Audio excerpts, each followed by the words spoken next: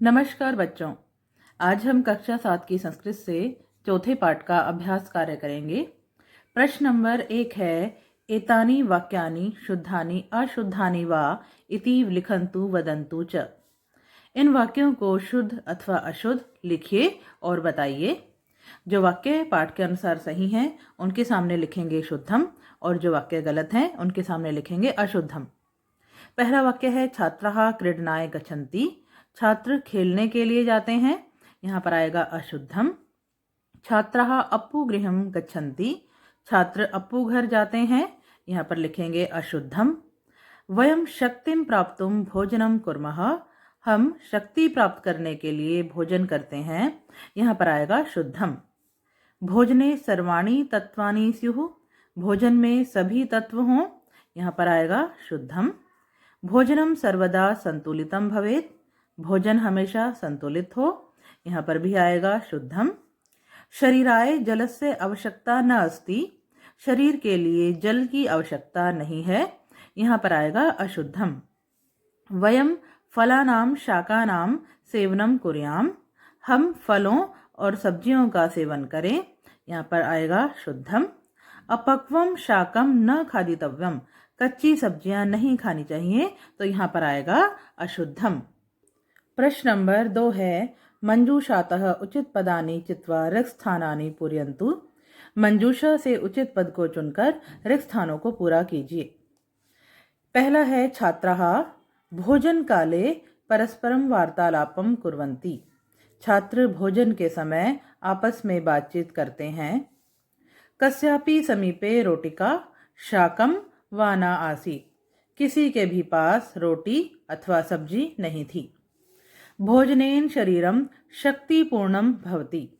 भोजन के द्वारा शरीर शक्ति से पूर्ण होता है। खनिज पदार्थै अस्माकं शरीरम पोषणम लभते।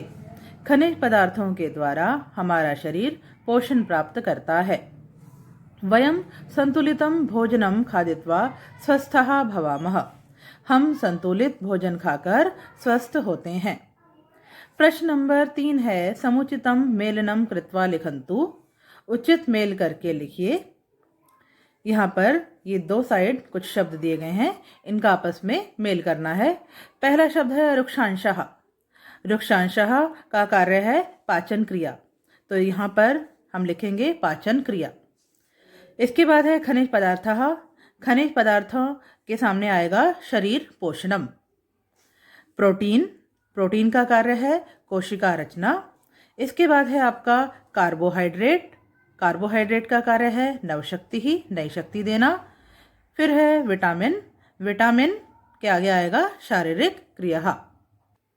प्रश्न नंबर 4 है, एतेषां प्रश्नानाम् उत्तराणि एक पदेन वदन्तु लिखन्तु च। इन प्रश्नों के उत्तर एक पद में बताइए और लिखिए। पहला प्रश्न है, छात्राः अध्यापिकया सह कुत्र अगच्छन्। छात्र अध्यापिका के साथ कहाँ गए। उत्तर है एकम उद्यानम। छात्राः कदा एकत्रिताः भवन्ति। छात्र कब इकट्ठे होते हैं। उत्तर है भोजन काले। अध्यापिका छात्रान् किम दर्शितुं कथयति।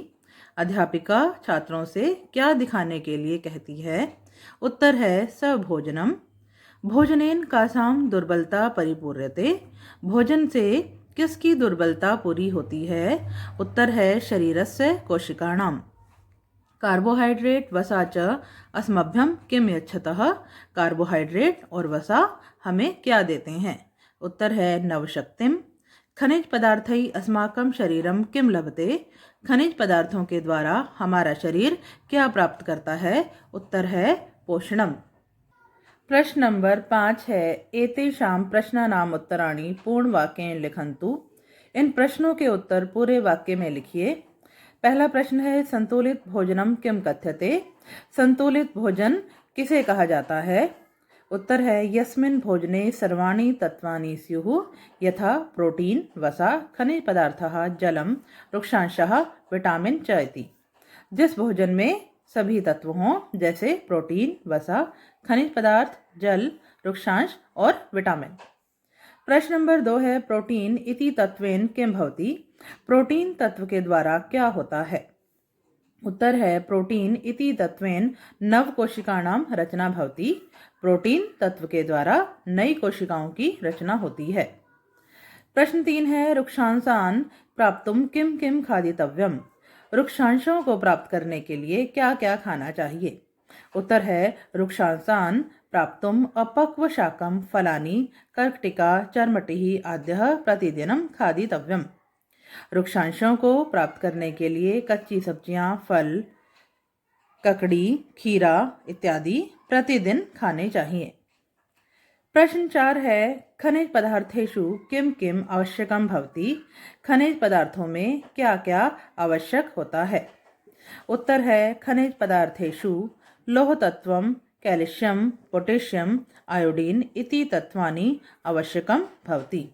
खनिज पदार्थों में लौह तत्व, कैल्शियम, पोटेशियम, आयोडीन तत्व आवश्यक होते हैं। प्रश्न 5 है रुक्षांशाः किम कुर्वन्ति। रुक्षांश क्या करते हैं। उत्तर है रुक्षांशाः भोजनस्य पाचन क्रियायां सहायकाः भवन्ति। रुक्षांश भोजन की पाचन क्रिया में सहायक होते हैं। इसके बाद आपका प्रश्न नंबर 6 है स्थूल पदम आधृत प्रश्न निर्माणम कुर्वन्तु। स्थूल पद को आधार बनाकर प्रश्न का निर्माण कीजिए। स्थूल पद है आपके गहरे काले अक्षरों में छपे हुए शब्द। इन्हीं प्रश्नों की जगह प्रश्नवाचक पदों का प्रयोग करके प्रश्नों का निर्माण करना है। पहला वाक्य है छात्रः मनोरंजनाय उद्यानम अगच्छन्। छात्र मनोरंजन के लिए उद्यान गए। यहाँ पर स्थूल पद है छात्रः। प्रश्न होगा कि कौन मनोरंजन के लिए उद्यान गए, तो छात्रा की जगह प्रयोग करेंगे के पद का। के मनोरंजनाय उद्यानम अगच्छन् और अंत में लगाएंगे प्रश्नवाचक चिन्ह। दूसरा वाक्य है भोजनेन शरीरम सम्यक कार्यम करोति। भोजन के द्वारा शरीर सही कार्य करता है। प्रश्न बनेगा किसके द्वारा शरीर सही कार्य करता है। केन शरीरम सम्यक कार्यम करोति और प्रश्नवाचक चिन्ह। तीसरा वाक्य है प्रोटीन इति तत्वेन कोशिकाणां रचना भवति। प्रोटीन तत्व के द्वारा कोशिकाओं की रचना होती है। प्रश्न बनेगा प्रोटीन तत्व के द्वारा किसकी रचना होती है। प्रोटीन इति तत्वेन कासाम रचना भवति और अंत में लगेगा प्रश्नवाचक चिन्ह।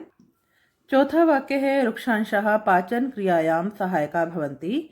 रुक्षांश पाचन क्रिया में सहायक होते हैं। प्रश्न बनेगा रुक्षांश किस में सहायक होते हैं। रुक्षांशाः कस्यां सहायका भवन्ति और प्रश्नवाचक चिन्ह। पांचवा वाक्य है खनिज पदार्थैः अस्माकं शरीरं पोषणं लभते। खनिज पदार्थों के द्वारा हमारा शरीर पोषण प्राप्त करता है। प्रश्न होगा किसके द्वारा हमारा शरीर पोषण प्राप्त करता है। कई अस्माकं शरीरम पोषणम लभते और अंत में लगेगा प्रश्नवाचक चिन्ह। तो बच्चों ये था आपके पाठ 4 का अभ्यास कार्य। उम्मीद है आप लोगों को अच्छी प्रकार से समझ में आया होगा। वीडियो देखने के लिए धन्यवाद। मिलते हैं नेक्स्ट वीडियो में, तब तक के लिए नमस्कार।